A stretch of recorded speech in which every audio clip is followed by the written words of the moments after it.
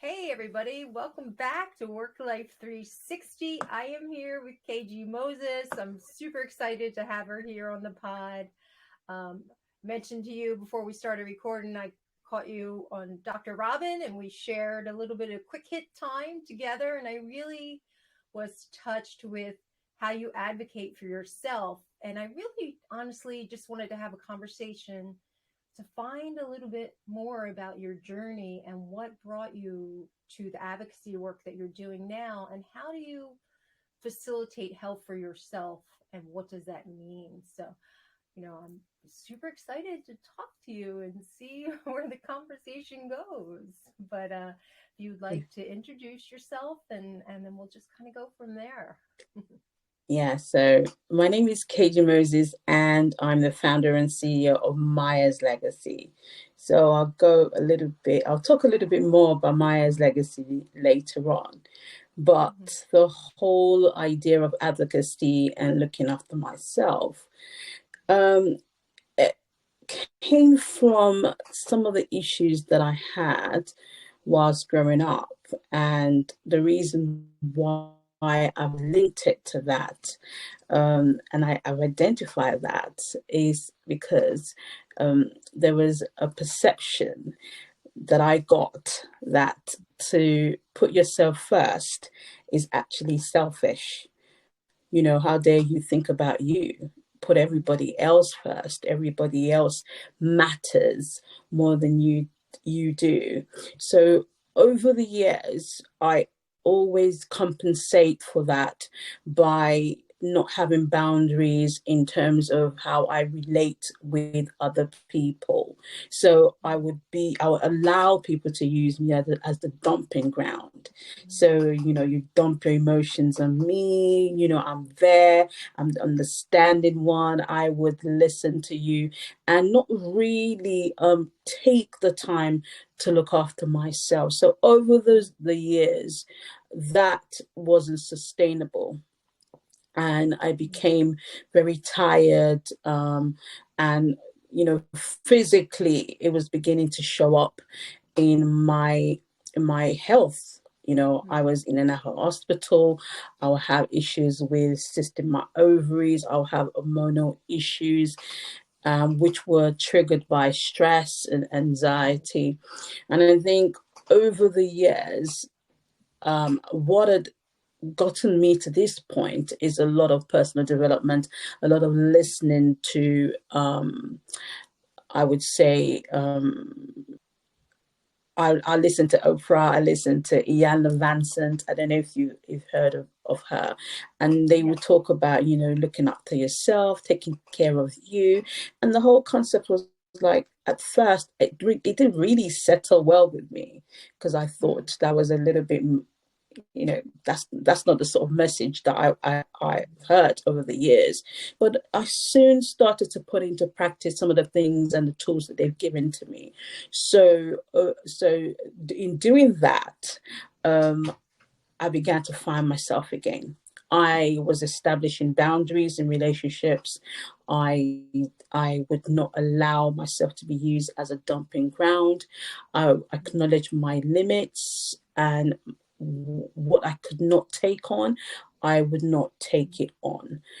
But that didn't happen immediately. I'll say it was a process of, several different life experiences and traumatic experiences that I've gone through.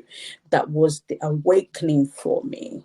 It was like a spiritual awakening, as well as it was an awakening to me, myself, and where do I see myself in terms of my health and my wellness and my mental health. And so when I had issues with loss and grief, that was another experience that came to remind me that I needed to really pay attention, right? It really allowed me to pay attention to me. And so in doing that, I began to meditate. I began to, take time out for myself. I began to really do things that really made me happy, right? Things that really elevate my vibration, things that really elevate, my way of being. And it was as simple as going for long walks. It was as simple as listening to my favorite music and just enjoying it. It was as simple as just sitting down and bathing in the sunshine. It wasn't anything that was expensive, but those things I found really supported my well-being, emotionally and also physically.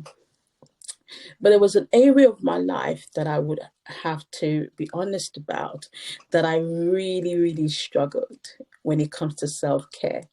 And that was in terms of my weight, in terms of, just being able to have a different relationship with food.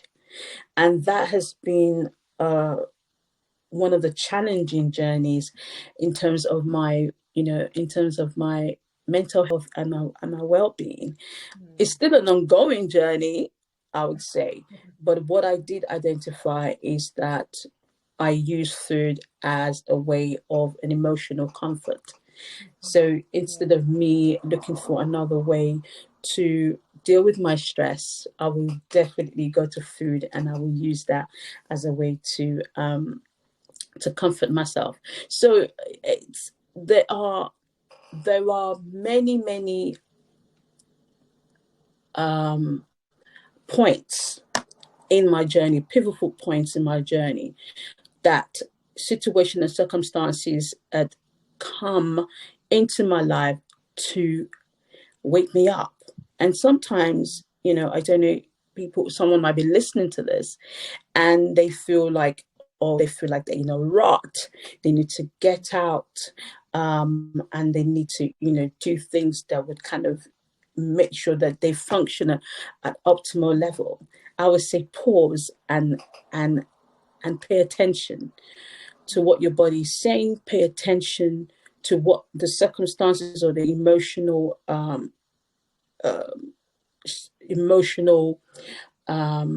experiences that you're going through. What is it there to tell you? What is it there to teach you? And just take your time to really understand it. That's so. I'm listening to you, and it sounds like it was a period of self-discovery, and it took you a little time to find out what resonated with you in terms of making you feel better emotionally, and start to try to prioritize self-care for yourself in some simple ways.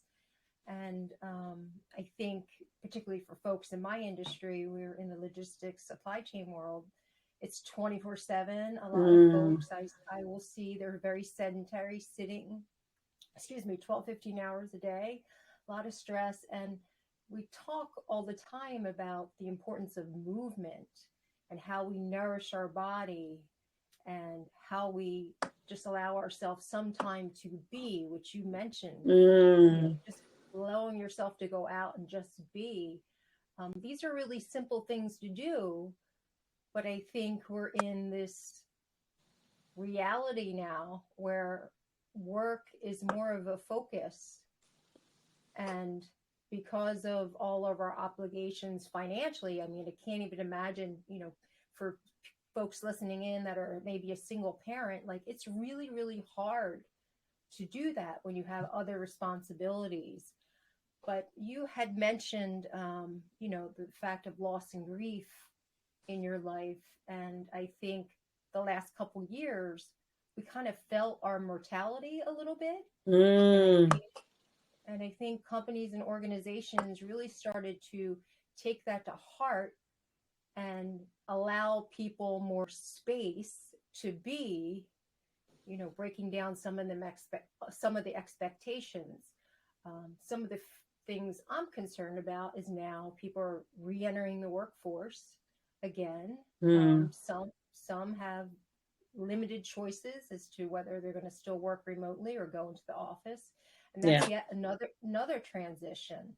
Mm. So, and that can cause some stress. And as you mentioned, a lot of people in my industry, they fall into either substance use issues or food as ways to numb or get through the day. And Mm. manufacturers are really smart, with the foods that they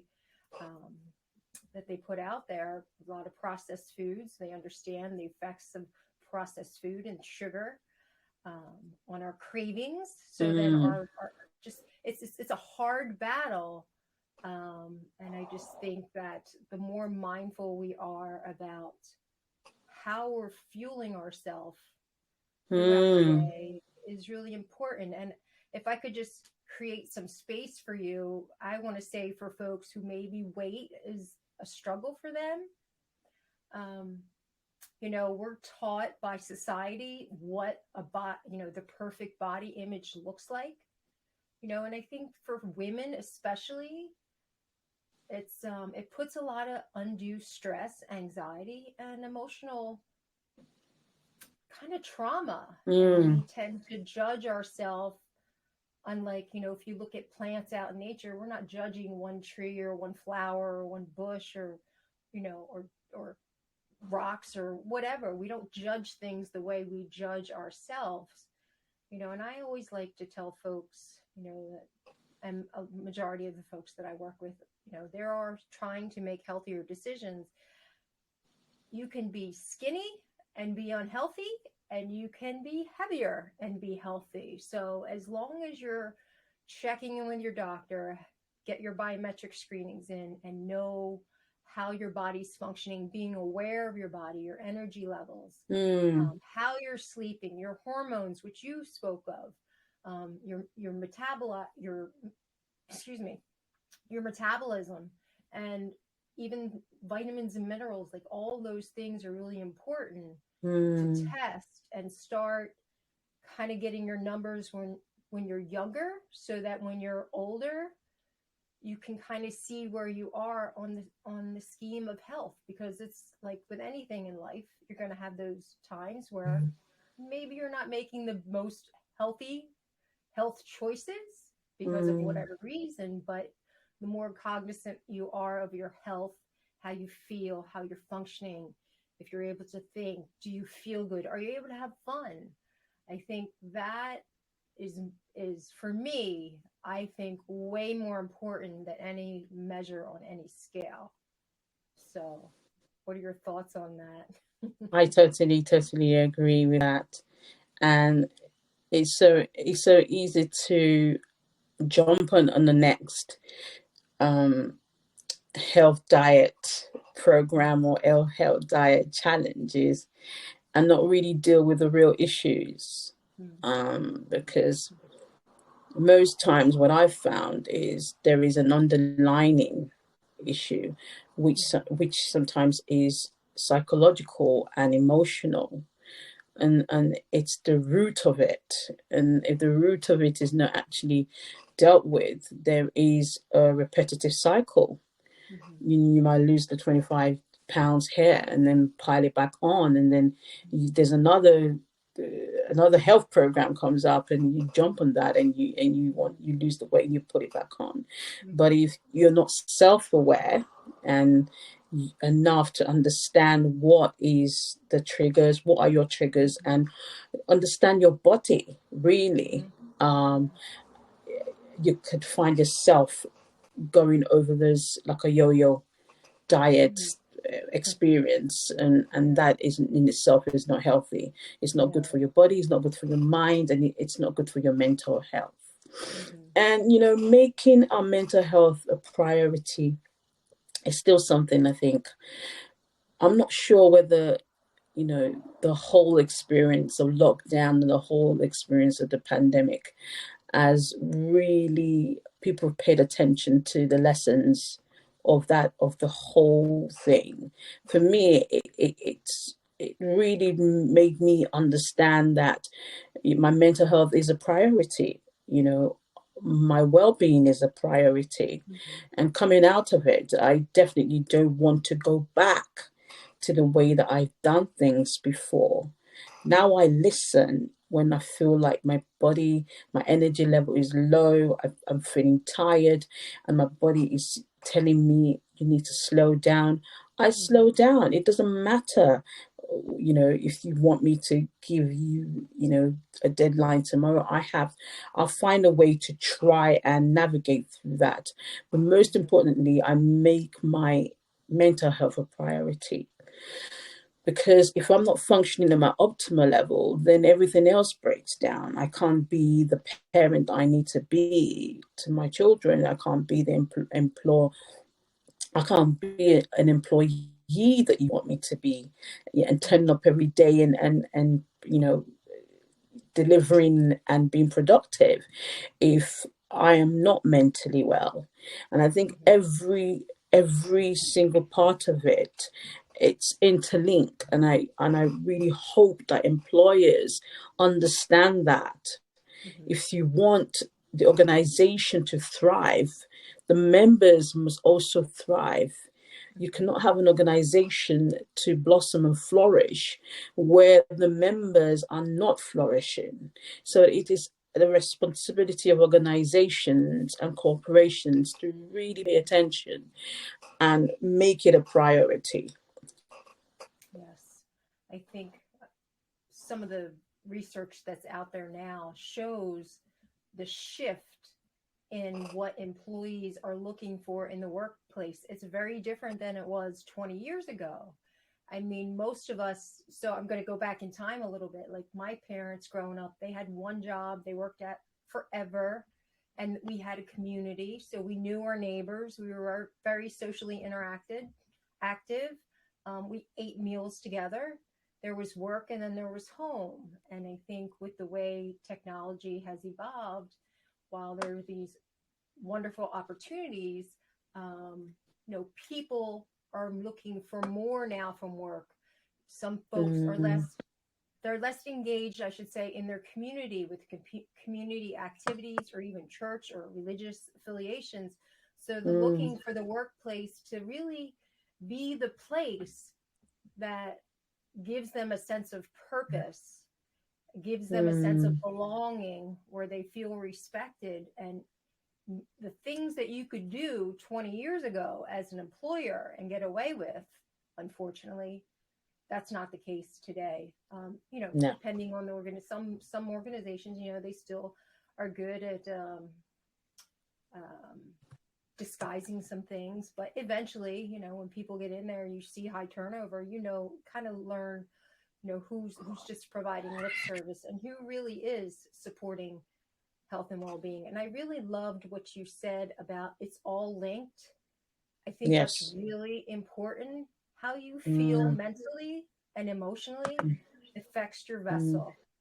And spirituality, like your spirit, whether it's a belief in a higher being, a God, or nature, or whatever it is, that connection also matters too. And I think when we talk about spirituality, which is not common practice in the workplace, when you talk about the inner being, our spirit, like we're spiritual beings, talking and facilitating conversations about things that really matter to our human connection is really important, like having compassion, having empathy.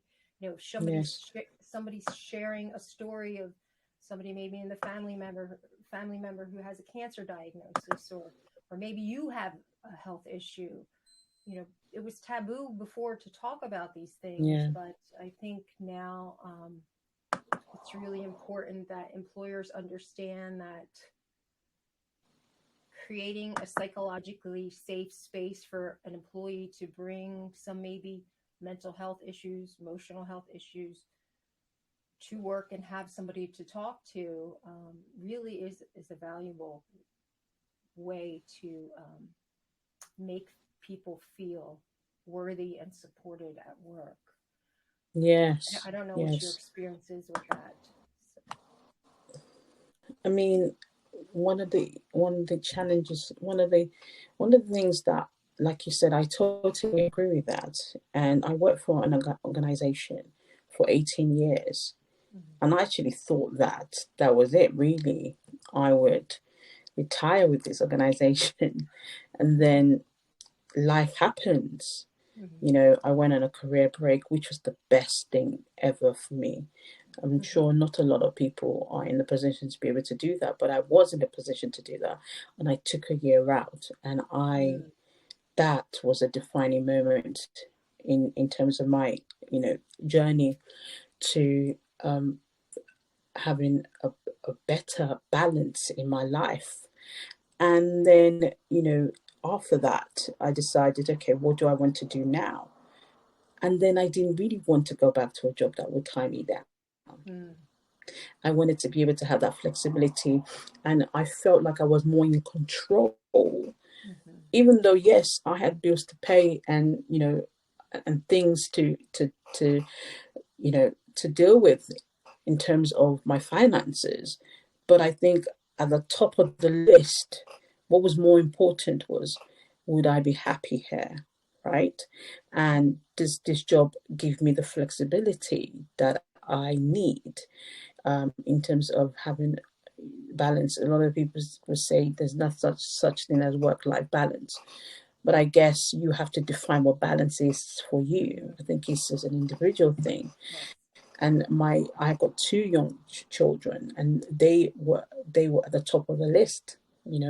How can I facilitate making sure that they, I'm available, and I'm able to support their development as well.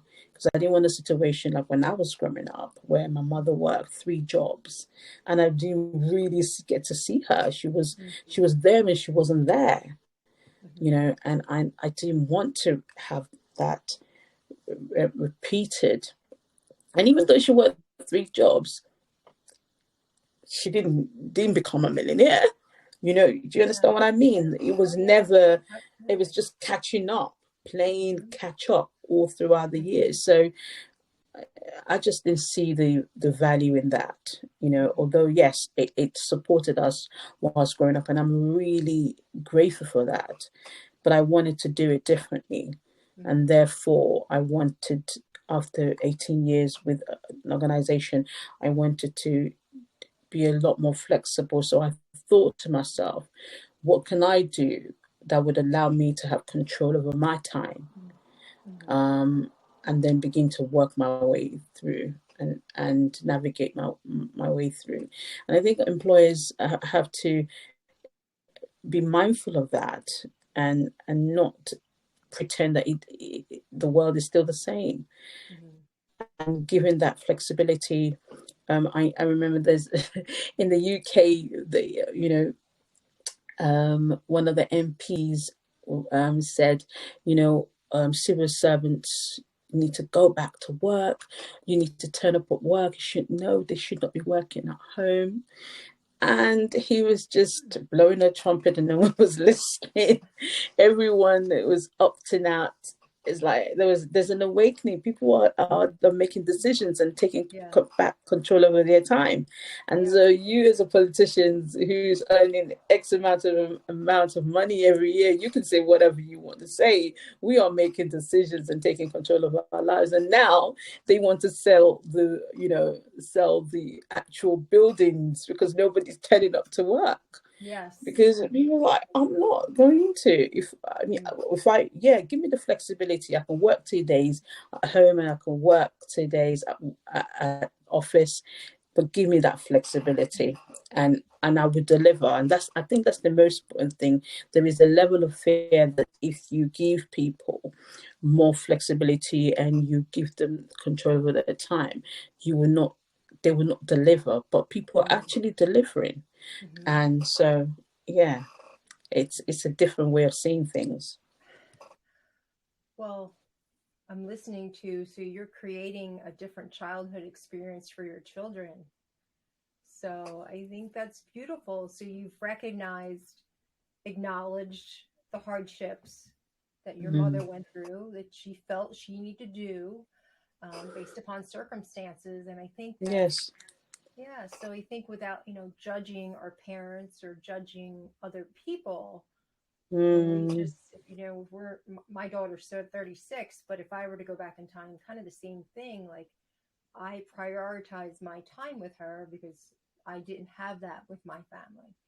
So mm, that I probably was around her a little bit too much, but I think that, sometimes it's important to just step back and mm, think, you know, God forbid, we were given a year left to live or something like that. What would our life look like? mm. It would not be answering emails all hours of the day or being in a room with our children but not present, Yes. or a loved one and not present, or socially isolating ourselves. Or I think, yeah, it's just you're creating a more supportive environment, and your children will recognize that, and Yes. that will be their experience. And one day when they're parents, that's something they'll value, so you're teaching them a valuable lesson. Yeah. And the thing I think the important thing that you said is you have to do what works for you, you Mm-hmm. know, and and for some people it works totally different for them. They don't want to be at home. They want to be out there, and Mm-hmm. you have the choice to be able to make those decisions and Mm-hmm. do what works for you. I mean, there was an article that I saw about, over 50s leaving employment since the start of the coronavirus pandemic. And I was astounded that they just making that age, um, that age range are making Mm-hmm. decisions between age 50 to 70s. They're like, no, I'm not going back to work. Mm-hmm. I want to travel. I want to do things. I want to I want to enjoy life, and people are making choices that Yeah. makes them happy, and that's a good thing. That's a good Yeah. thing.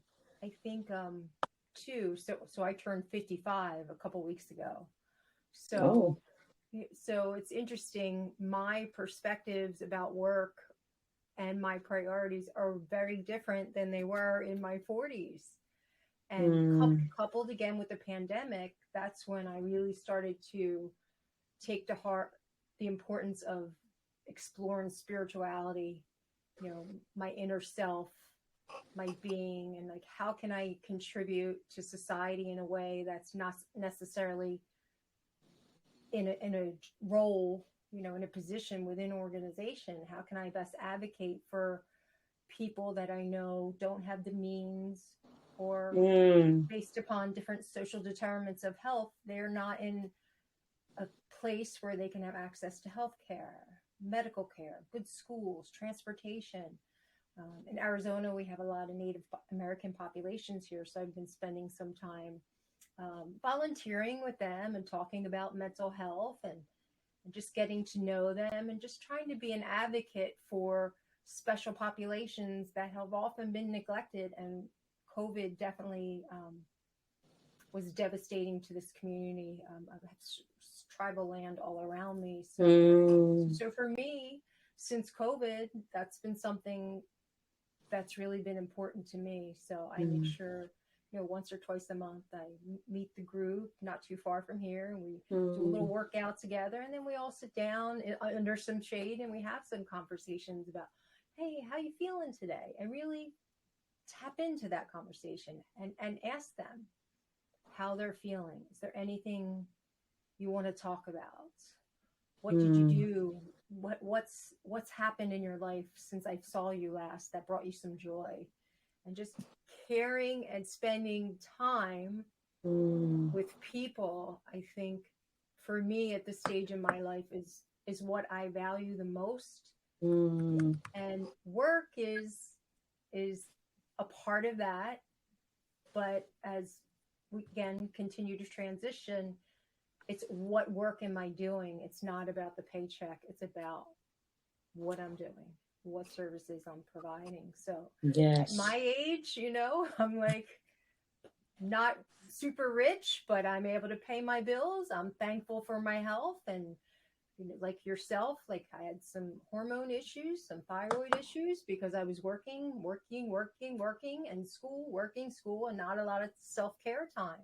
And since 50, actually, that was when I really started to prioritize some self-care for me after some medical issues and some autoimmune issues. So I hope folks, when they're younger, they really think about, kind of like you talked about, how are you feeling emotionally? Because if you're stressed and feeling burnout in your 20s and your 30s, when you're older, that's where the consequences show up. And we see like people are having heart disease and strokes and type 2 diabetes as early as their 30s now. And that typically wasn't the case until 50-ish or 60s. So I think a lot of it has to do about how we're not prioritizing our time, our health. Definitely. And I think you touched on something that is something that it's an important part of who I am, and that is my spiritual life. And for me, I feel strongly that I prioritize my mental health, but in doing that, I also acknowledge my purpose, that I'm here for a reason. And I find myself in different spaces with different, organizations that I'm part of. And the focal point is, what can we do to advocate? What can we do to support other people? What can we do to give voices to those who may not have, maybe their voice has been silenced, and we are in the position where we can support and help them. And in having that focus has actually made my life a lot more fuller. Yeah. I have a reason to wake up every single day. Like I said, that is not attached to money. It's not attached to, right, I'm going to get a big paycheck. It's like, okay, all right, we've done it. And we got a letter back to say, thank you. You made a difference in my life. And that to me is so key, and it's so important.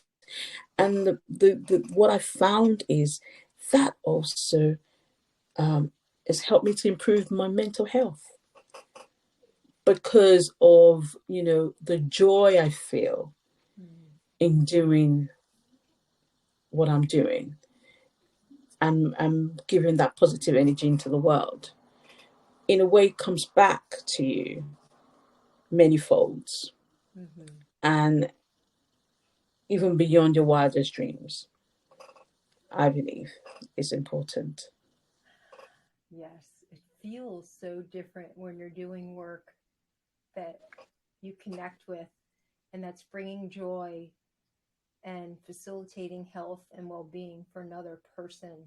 Not to take away from other positions, but if we're in, because everybody's role matters. We all are interconnected, and we relate to each other in different ways. But for those folks that, if you could talk a little bit about what you do so people can have a deeper understanding, because I think that's really beautiful to talk about, because then we can explore other opportunities, maybe even within our organization, that we might not be aware of, or even have contemplated a shift in maybe what we're doing, I think. Yes. You want me to talk about what I did? Yeah. So, if we take Maya's legacy as an example, it was starting a charity was not something that I really wanted to do. I'll be quite honest with you. But I found myself in that position because women were coming to me and they wanted to talk about their experiences, and they wanted to talk to me about my experience, and I just could not ignore it. And I'm just one of those people that, one of those individuals that I don't like to shout from the sidelines. I like to get into the trenches. How can we get this done? How can we make a difference? How can we make a change? So when I started the charity, was to advocate, really just to shine a light on the mental health impact of pregnancy loss, and how I dealt with my own loss. You know, I used to say that silence was therapy for me, because I wanted to be in a room just silence. I just didn't want anyone talking.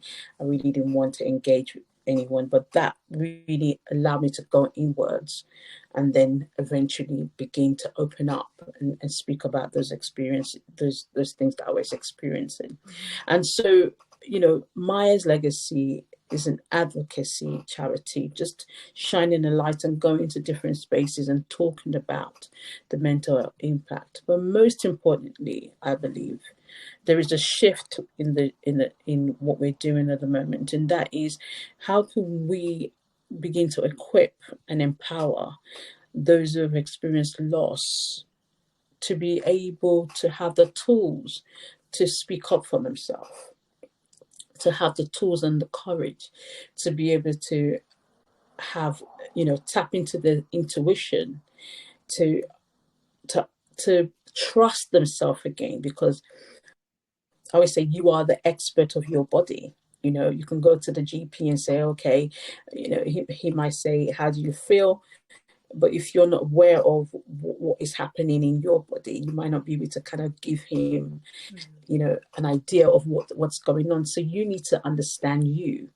And so we're putting together a series of webinars and series of, literature to help people to be able to tap into their intuition, to recognize that your voice matters, to recognize that you matter. Your traumatic experience didn't happen so you can be silenced. It happened so that it's for many, many reasons. But in those experiences, it's important to not allow your voice to be silenced and speak up. And so that's where we're going at, equipping women. And I'm finding a lot more that even women that are, and families that may not have experienced traumatic experience like pregnancy loss, are finding our literature empowering. They're saying, oh yeah, I've not gone through what you've gone through, but actually that helped me to speak up about a situation that I didn't really want to talk about at work. I was going through this and I didn't want to discuss it with my boss, but now I can actually speak about it, and actually have it dealt with, or have some kind of resolution to my issues. And so that I'm grateful. I'm grateful that that's happening. So yeah, that's it. Wow. So people are finding you, and I think that's as a result of the energy you're putting out there. As I mentioned to you when we first started talking, I could tell within 5 minutes of being in a conversation with you with 3 other people that you're the real deal. Like, you get it. You practice what you preach. And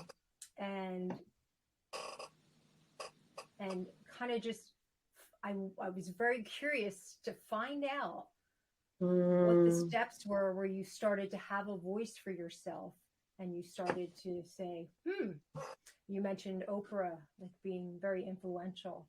I have her whole CD collection. I remember her on, and just the way she connected with people, it was beautiful. It was so moving. So again, listening to you speak and on the different quick hits, I had this feeling about you, like, this woman is practicing what she preaches. You've obviously lived through some things that have brought you to the place that you are, and rather than blaming the world, which sometimes, our brains like to do, you instead took it as an opportunity to create, an advocacy program, and do some really good work where, at least for me, I haven't heard of a program for people who have had pregnancy loss here in the United States. Mostly what it is, you get a pamphlet, usually from the doctor, and there's not support thereafter. So you're creating this whole community where there was a lack, where there was none. Let's just put it that way. And one of the things that helped me to begin to own my own voice and not be afraid to use it was that I had to do the work. I'm not going to sit down. There's no miracle pill. There is no.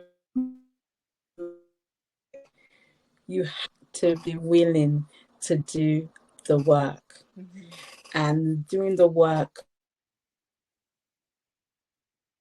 for, right, it means sometimes you have to get dirty. You have to get really, really deep into those deep issues that you may have and look inward, because I'm a firm believer that whatever is showing up on the outside is as a result of what is going on the inside. And so, there is that blame culture. It's going on out there. That means the world is a bad place. There are circumstances that happens in the world that are not good. But I think most importantly, we've got to start from looking on the inside, look inward, and begin to say, what is it that I need to do? Where am I at? Forget about your position. You're the CEO, you're the executive, whatever position you find yourself. You're still a human, and you still have to do the work. So be prepared to do the work. That was a starting point. I had to make the decision. I'm ready to do the work. There were times where I cried. There were times where I did not want to talk to anybody. There were times I was angry. There were times where I was furious. There were times where, I just was silent, and I was angry at my past. There were many, many different, emotional path I had to go through to get to where I'm at today. But I didn't give up, because I want to show up every single day as me, as a true me, Keji, not as, what my past has defined me to be, or the circumstances as kind of defined or kind of molded me to and shaped me into. I wanted to show up as my true authentic self. And in order for me to be able to do that, I had to get rid of all the baggage and all the clutter. And to do that, you seriously have to do the work.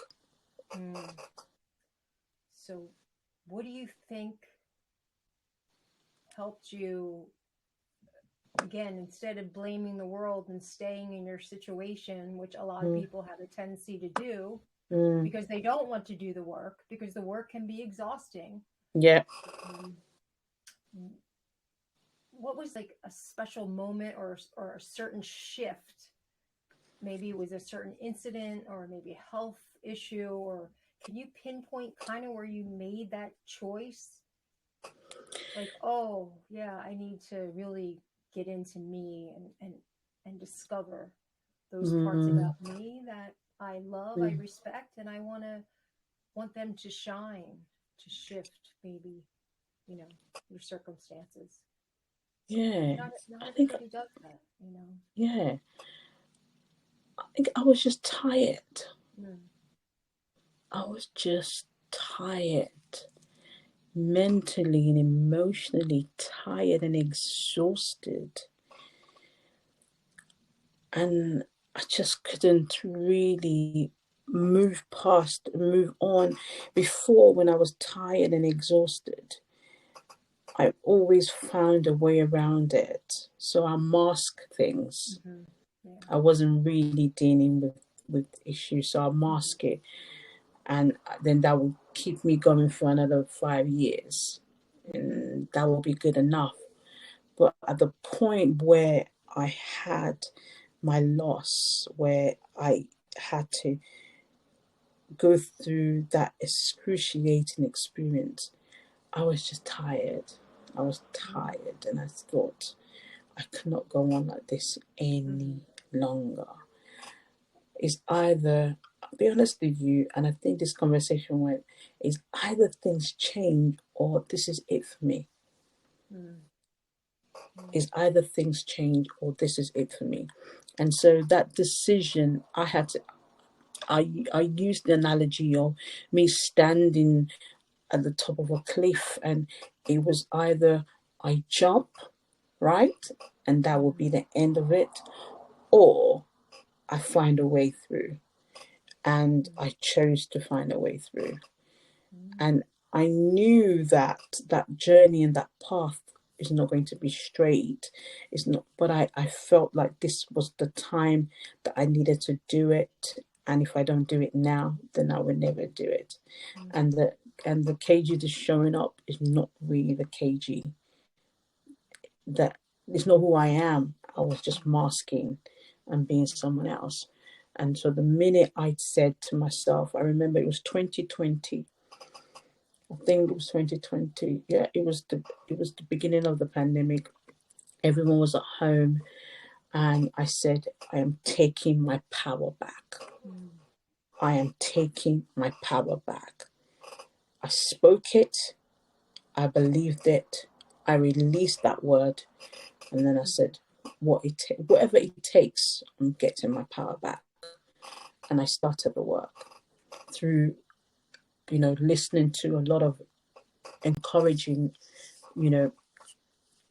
talks, being part of groups that they spoke about issues. Counseling was another. Therapy played an important part in that journey, and just allowing myself to fall and get back up again. It's going to be okay. And yeah, that's it. So it sounds like it wasn't just 50 and older as a result of the pandemic. I think, again, like, we were so faced with our mortality during COVID. I see it as Mother Nature stopped us in our tracks. We could not proceed as a universe, as a country, as a planet, the way we were living our lives. I often think, again, in my space, I'm in the supply chain industry, and I think about all the stuff, the stuff that we consume and the things that we extract from the earth. And sometimes, because we want things, we live in a way so that we can buy things. But COVID kind of forced us to stop for a second, look at one another, look at ourselves, and explore how we were living, and now shift our thinking. Like, do we really need 5 pair of designer jeans, or the best of this, the best of that? And people started selling their houses and moving out into the middle of the country, and just getting more in touch with nature, I think. And when you're in touch with nature, whether it's laying outside in the grass and looking up at the sky, you become more cognizant of your connection with it, and you're more respectful. So maybe people will buy less things, but I think that's also a beautiful thing, to just spend more time being. And I think that that can solve a lot of problems. But yes, definitely. I was one of those people that moved to the countryside. Oh, yay! Yeah, and I think it was a good decision. So I go for my long walks now with my music, listening to my music, and just look at the beauty, the trees, it's just beautiful. If we Nature think is about beautiful. if we think about it, our being. We were meant to be outside in nature, and have kind of a panoramic view of the world, of life, of our area, and then kind of focus a little bit, on where we are for our health and safety, and then just move and be. And, hopefully people are taking a little time during the day to step outside of their house or their offices if they're going back to work. As you mentioned, there's something super powerful that comes from having a walk by yourself, with yourself, or with other team members that you can't get inside an office or inside a house. It's just very, very therapeutic. Yes. Yes. I totally agree. I totally agree, because for me, I feel a level of connection, particularly when I'm near water and I can hear, because when I'm walking to work, it's just 10 minutes walk from the house, and I have to go through a section of my journey where there's kind of a flowing stream, and you can just hear the water, you see the ducks in there, and just seeing that sets me up for the day. I get it. Yeah, nature is beautiful. We are nature. We are, and you're probably very present, noticing it sound, because you practice mindfulness. And I think, if we could just because I know it's late for you, but for me, I think mindfulness was the key to me starting to pay attention to me. At 50, like, I became more aware of how I was spending my time, where I was prioritizing my time, and where my thoughts were. Were my thoughts present? Were my thoughts appreciating what I was doing in the moment? Or was I so worried thinking about, what's next or what had happened? But I think the more present we are, and I think walking is a beautiful way, walking meditation itself, especially using your senses, what you see, what you could smell, what you can hear, what you can feel, what you can taste, really does cleanse the body somehow. It like lightens the load, doesn't it? It just feels lighter. Yes, it just allows you to, like you said, being present is a very important bit. We have our phones, our laptop. You get up in the morning and you hear the ping, the notification, and there's a temptation to just pick up the phone and do that, and just being present and in that moment, and just enjoying that moment and listening to, what is happening in that moment. It's so important, and mindfulness definitely is a key for me as well. That was an important key, just being present. I mean, before then my kids would say, "Mommy, pay attention, I'm talking to you," and then they're trying to speak to me, and I've got, okay, let me answer this email. Like, no, mommy, just pay attention. And I just realized, that moment you don't get it back. Exactly. If you're not connected to that moment, you're not getting it back. It's past and it's moved on. And just staying connected to that moment, it's so important. Yeah. And I think mindfulness does help you really, really do that. I think it's really important for mental health. Yes.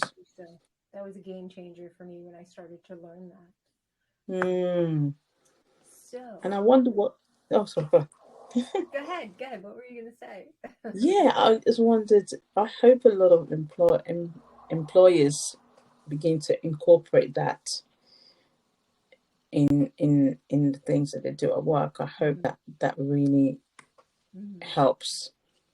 I know that will help a lot of employee, but yeah, I hope that's happening. It looks like it's happening a lot more. Yeah, I hope so. I hope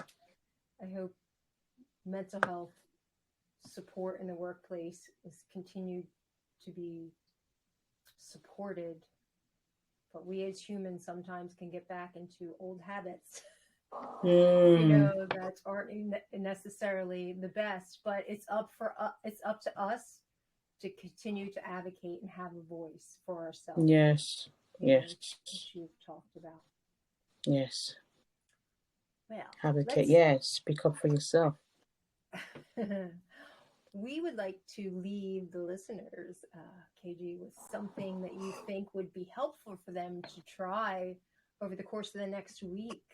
Something that you found that really helped you be mindful, or something that you've started to pay attention to that maybe you didn't pay attention to 2 or 3 years ago.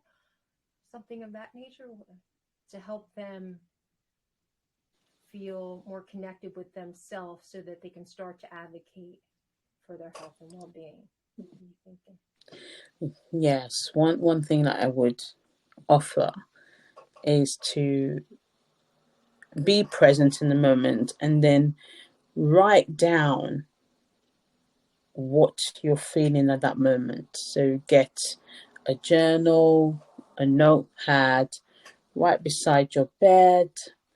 You can have it right beside your bed or during the day, and just be present. And then in that presence, write down what you're feeling. And then after the week, go back and have a look. Oh, that sounds fun. So I take it you've done this before. Oh, yeah. Do tell. Yes. What's an observation that you've had, because as your own experiment? Yeah. So what I notice is that there's usually a recurring theme. You know, if something, if you're meant to do something, or something is trying to, if something wants your attention, to pay attention to something, when you're still in that moment and you're present in that moment and you begin to write what you're feeling in that moment, after that week you see a pattern. You see a pattern, and you can connect the dots, and it helps you to kind of move forward, move forward. For me, I remember that I was a lot more present. So I was still in my thought process, because I'm the sort of a person that I run ahead and do things. Yeah, this is the project, let's get on with it and get it done. And I realized that things were just slowing down. I was like, what is going on? So I practiced that, and then I would sleep, and it would be a recurring thing. And I remember this dream. The thing was, be still, slow down, pause. And in my dream, I saw that I was in the car and I was driving, and the mirrors were very misty and I couldn't see where I was going. And so it was like, stop the car, don't drive any further, and just wait, so that windscreen is cleared so you can see what you need to do. And that was what was happening over the week. And I stopped everything I was doing. I paused, and later on I understood why, because there was a change in direction that I would not have understood where we needed to go if I was rushing. Okay. And it just helped me to be able to make certain decisions and go in the right direction. So that's what I will offer. Oh, I like it. I'm really curious now. Yeah, because I have a lot of things happening in my life right now, and I have so many thoughts, and like I'm really trying to be present as my life is going through some major life changes, unexpected. And I notice my thoughts are all over the place. Honestly, this conversation that I have had with you, like I was present. I wasn't thinking about any of that stuff until you mentioned kind of activity for us to do, and then I was thinking to myself, oh, this might really be helpful to kind of see where my headspace is through the next week, because I'm not really paying attention to it, if I'm being honest, because there's such a shift on the ground underneath me that I don't have a lot of control on. So I'm really excited, and listeners, I think this would be a wonderful experience for us to try. So thank you for sharing. So how is would you like people to get a hold of you if they have some questions, particularly about Maya's legacy? What's the best way to reach you? Yes, get hold of me at info@bigoutreach.org. info@bigoutreach.org, sorry. And our website is maya.org.uk. maya.org.uk. And you can get hold of me on LinkedIn as well, Keji Moses. I'm there. Yay. And let's connect. So awesome. Absolutely. I'm going to share that in the links so people have easy access. And again, I want to thank you for your time. It's our time is so precious, and you know how we spend it every single minute of every single day really, really does matter. And I think you've articulated why. Definitely this podcast today. So thank you for that. Thank you very much. My pleasure. All right, everybody. Take care. Thanks for joining us.